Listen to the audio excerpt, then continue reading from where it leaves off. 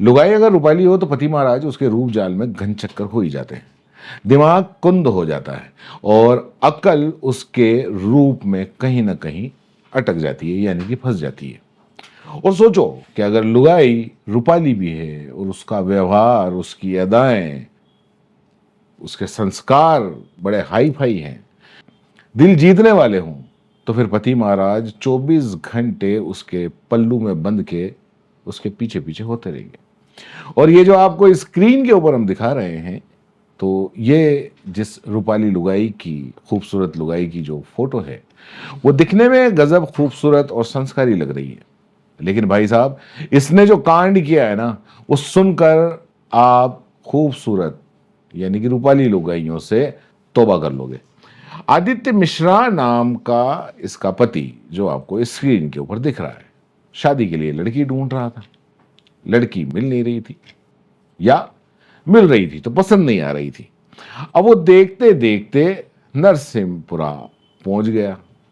वहां पर ये पूजा दुबे नाम की ये लड़की थी, ये दिख गई और इसकी खूबसूरती के जाल के अंदर ये आ गया। बस देखते ही अशोक मिश्रा जी रूप जाल के मोहपाश में ऐसे फंसे कि वहीं रमण गए और मां बाबू को बोल दिया और कि बाबू, अपन ने तो ठान लिया है कि यही चाहिए। बापू बेचारे सीधे साधे, कुछ बोले नहीं। अब बापू बहुत ज्यादा संपन्न नहीं थे, लेकिन अच्छा हंसता खेलता खाता पीता परिवार था। तो मिश्रा जी के बापू और उसकी मां ने लड़की को देखने के लिए वो पहुंचे।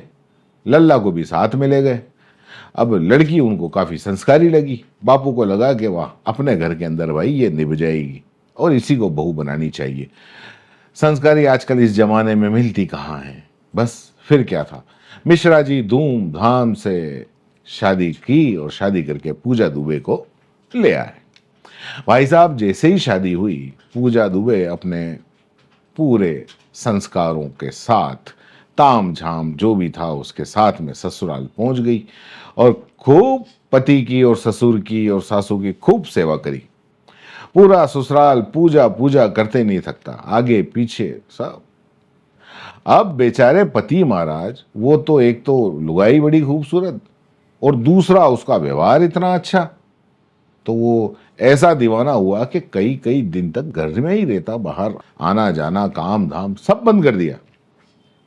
अब हुआ क्या साहब कि सब कुछ बढ़िया चल रहा था। फिर एक दिन एक युवक आया। नाम था उस युवक का आकाश नेमा।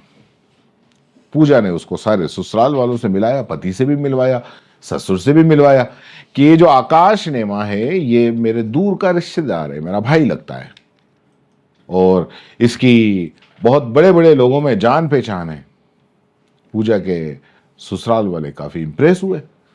अब आकाश नेमा का उनके घर पे आना जाना चल गया।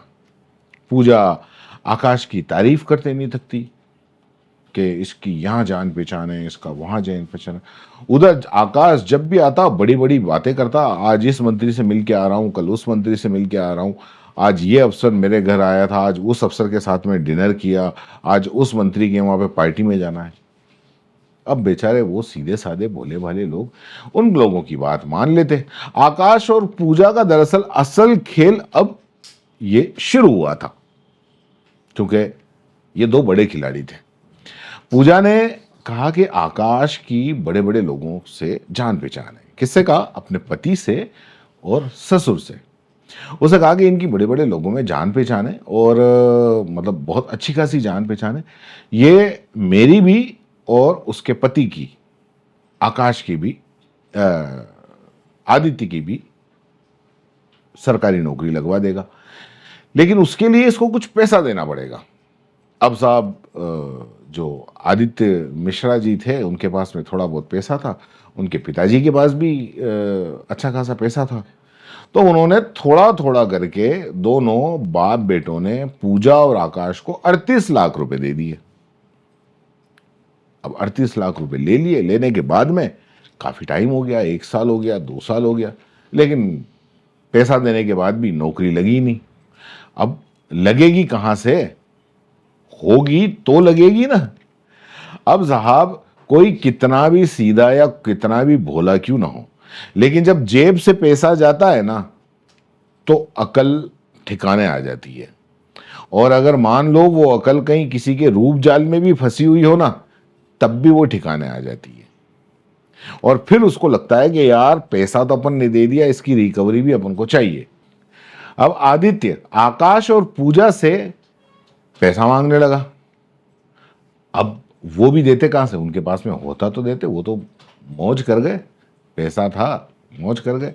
और नौकरी भी, नौकरी कहां दी, झांसा थी। तो अब घर में पैसों को लेकर कलेश होने लगा। पूजा के रंगढंग भी सामने आने लगे।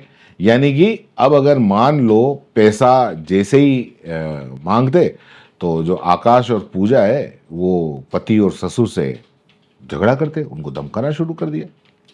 अब इसी बीच पिछले साल यानी कि 2024 को ससुर को कुछ पैसों की जरूरत हुई। पैसा जो था वो तो उसको दे चुके थे, तो उन्होंने सोचा कि घर के अंदर जो जेवर पड़े हैं उसको, उससे गोल्ड लोन ले लेते हैं। तो जेवरात लेकर वो एसबीआई बैंक पहुंचे।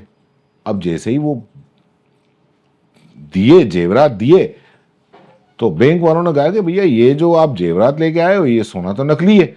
अब इतना सुनते ही भाई साहब जो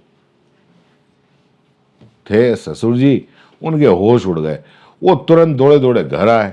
घर आने के बाद में जो उनकी बहू थी पूजा, उसको कहा कि बेटी जरा जेवर तो लेके आना।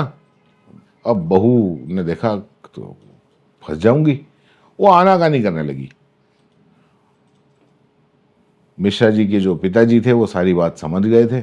उन्होंने पूजा को उसके पिता के साथ में मायके भेज दिया कि भैया तू जा, तूने हमको बहुत बर्बाद कर दिया और अब हमको तू नहीं चाहिए।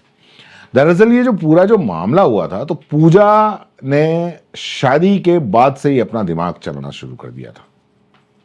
क्योंकि एक तरफ तो उसे सरकारी नौकरी के नाम पर पति जो आदित्य है उससे धीरे धीरे करके लाखों रुपए ऐंठ लिए, और दूसरी तरफ उसने घर में रखे जो सोने के जेवर थे वो उस पे भी उसकी नजरें थी।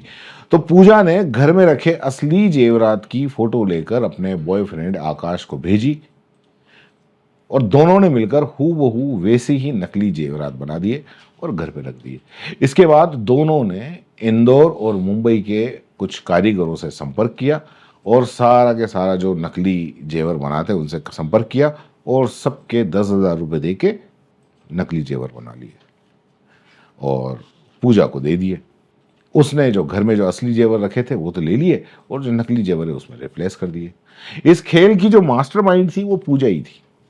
ये उसी का पूरा प्लान था, और सब कुछ उसने वैसे के वैसे किया। ससुर और पति को जब ये सारी चीज़ें पता चली और उन्होंने देख लिया कि यार अपने साथ में तो धोखा हो गया, दोनों ने पूजा दुबे और उसके प्रेमी आकाश के खिलाफ केस दर्ज कराया।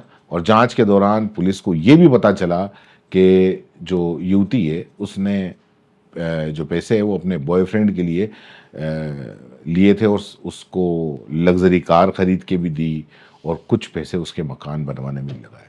तो कुल मिला के खूबसूरत बेबी इन लाखों रुपए लेके और उड़ गई। हालांकि अभी तो वो जेल में है, लेकिन आगे पीछे वो बॉयफ्रेंड के साथ में चली जाएगी। जेवर तो रिकवर कर लिए, लेकिन पैसे जो 34 लाख थे वो अभी तक रिकवर नहीं हुए हैं। आपका इस मामले में क्या कहना है, नीचे कमेंट बॉक्स में जरूर बताएं। धन्यवाद।